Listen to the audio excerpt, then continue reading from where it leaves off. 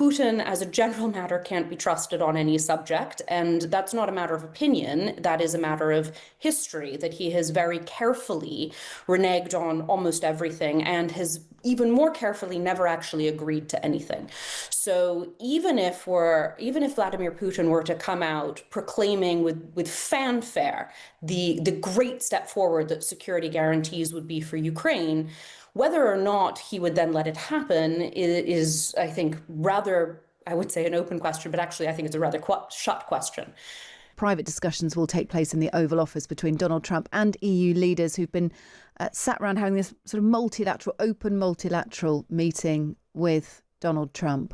We should get some instant reaction. First of all, let's just find out some of the big talking points. A notable difference in language, I think we need to pick up on between Donald Trump and some of those European leaders there. Let's speak to Suriya Jayanti, who is the former US diplomat to Ukraine under Donald Trump's first administration, or in Donald Trump's first administration. Suriya, thanks so much for being with us. Let's get some of the major talking points out of that. I thought it was notable, those EU leaders still asking for a ceasefire, still asking for a truce, because the most important thing is to stop the killing. That differs to what Donald Trump tells us he's looking for.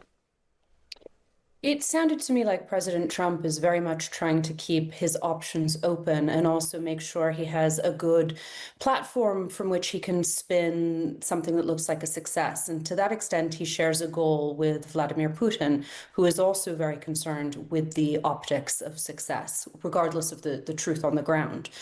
That said, it does also seem quite clear that President Trump is very interested in bringing about an end to the war. He seems a little bit less concerned about what the substance of that end may be.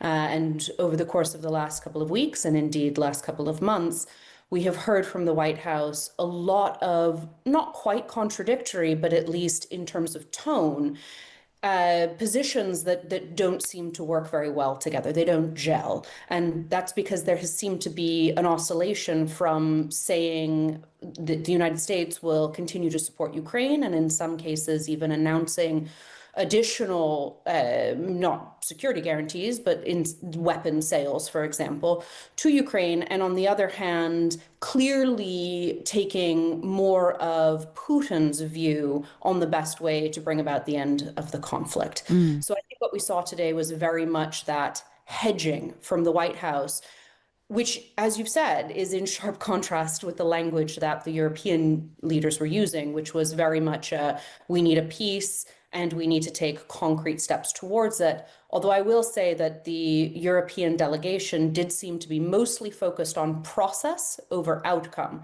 Of course, they paid homage to we need a peace, we need to save lives, but the substance of what they said was almost entirely about incremental steps in that direction, bringing the children home, prisoner swaps, and also a ceasefire or a temporary truce. Yeah, certainly. I was just sort of making notes during that. We know Donald Trump favours a peace deal after that meeting in Alaska. But Friedrich Merz, the German Chancellor, said the important thing, he was the first leader to break on this almost, the first leader to say something slightly out of step with Donald Trump, talked about the importance of a ceasefire. Every leader pretty much started off with, we support peace, we support long-lasting peace, but we need to get there. We need a pathway to there. Merz talking about a ceasefire. Giorgia Meloni not actually, I don't think, mentioning a ceasefire, talking about bringing the war to an end. Macron underlines the necessity of a truce. He uses the word truce. Keir Starmer again says we all want peace, but talks about the importance of a ceasefire to get there. So a shared view. We can just a little insight into what we understand they've been talking about behind the scenes when they present, as they should do, Suriya, present as a united front. They did a good job of that with Donald Trump there. I agree completely. They came as a delegation and they managed to hold that united front. I think it's worth remembering that they showed up on what is essentially an emergency basis after Trump's meeting with Putin in Alaska. The results of that, although nothing concrete came from it, were photo ops and rhetoric that were so alarming to Europe that Europe showed up in full force to support Zelensky during his White House visit. And I think what you're seeing is thus a coordinated effort to try to get something out of the White House, a little bit of cajoling, a little bit of appealing to Trump's longstanding prioritization of peace, a little bit of flattery, a little bit of diplomacy. We saw all of that very much at play. And it is let's see what we can get effort in concert to try to bring to the United States closer to, one, continuing to support Ukraine, but also to a peace that is in the form that Europe could accept, given that it is most directly menaced by Russia. Yeah, here is the moment that the German Chancellor Friedrich Merz mentions the C word, ceasefire, for the first time. We all would like to see a ceasefire, the latest from the next meeting on. I can't imagine that the next meeting would take place without a ceasefire. So let's work on that, and let's try to put pressure on Russia, because the credibility of these efforts we are undertaking today are depending on at least a ceasefire from the beginning of the serious negotiations from next step on. So I would like to emphasize this aspect and would like to see a ceasefire from the next meeting, which should be a trilateral meeting. Yeah, very clear in his point there. On that trilateral meeting, during the process of those discussions, and, you know, I think we can remark on it being a pretty unusual setup, can't we, Suriya? You don't normally see leaders have these sort of, you know, slightly open discussions with the media and the press and the TV cameras on before they then meet behind closed doors, because, you know, people can commit to things publicly, things can go wrong.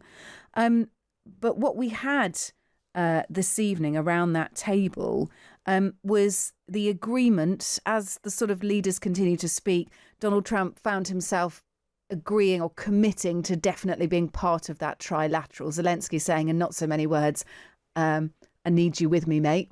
And Donald Trump in not so many words saying, I'll be by your side. Look, you can't have a peace without Ukraine being at the table. And so if one is going to be generous to the German position, it's that Ukraine must be involved and included in any conversation from now on. And that has been something that Europe has said consistently. It is also, however, worth pointing out that traditionally Germany has been very tolerant of Russia's position. And so one could, if one is going to be less charitable with the German position, also view that as a way of suggesting that indeed there is a necessary compromise there and that all parties need to be at the table to do it. So we'll see how it pans out, but at very least it is a recognition that there's no peace without Ukraine. Yeah, OK. All right. Let's just jump to one other talking point, if we can, and that is that Donald Trump confirmed that Russia had agreed to security guarantees when they'd met in Alaska. We've heard, you know, hints and statements about this already, but, you know, here a definitive confirmation from Trump on that. Security guarantees. OK.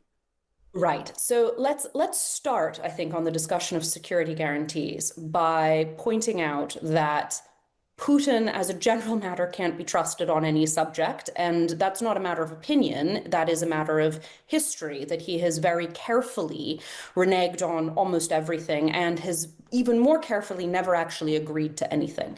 So even if Vladimir Putin were to come out proclaiming with fanfare the great step forward that security guarantees would be for Ukraine, whether or not he would then let it happen is, I think, rather, I would say, an open question, but actually I think it's a rather shut question.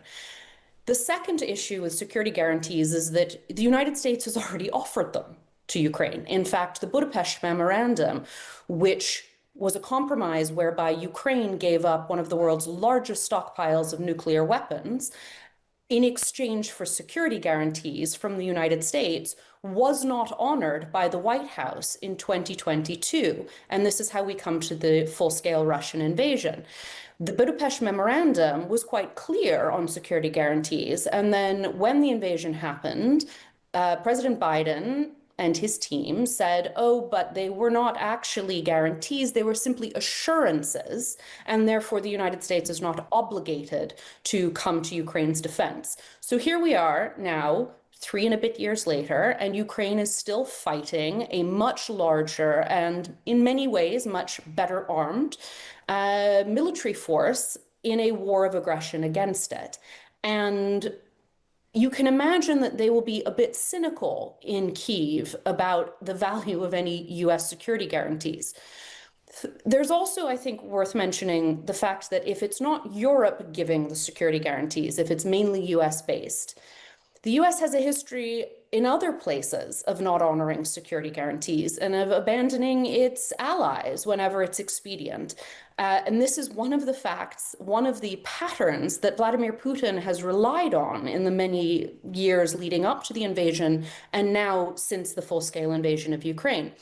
He used that as a propaganda, a talking point, to show anybody who might do the United States bidding with respect to Ukraine that the United States could not be trusted. And it happened, of course, shortly after the US withdrawal from Afghanistan, which many of our allies viewed as an alarming abandonment of forces that had worked for us there. So I think Ukraine will be skeptical, and I am personally deeply skeptical about whether or not security guarantees are actually genuinely under discussion, but also about the value of any such guarantees should they be forthcoming.